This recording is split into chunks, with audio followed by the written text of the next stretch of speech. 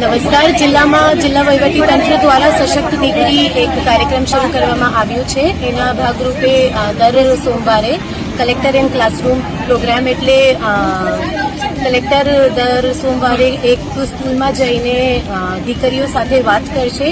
આ જે વાતો છે એમાં ઓલમોસ્ટ બધા ટોપિક્સ ઇન્ક્લુડ કર્યા છે. દાખલા તરીકે સેફટી કેવી રીતે રાખવાનું છે, આપણે ફિટનેસ કેવી રીતે રાખી શકીએ, કોન્ફિડન્સ બિલ્ડિંગ શું છે, કાઉન્સેલિંગ એક્ટિવિટીઝ પણ ઇન્ક્લુડ કરી છે, જેનાથી જે આપણી દીકરીઓ છે એમાં સેલ્ફ કોન્ફિડન્સ વધશે. એમના જે સ્વપ્ન છે આ સ્વપ્નને સાકાર કરવા માટે આ લોકો પ્રયત્ન કરીને આપણા દેશ માટે કંઈ કરશે.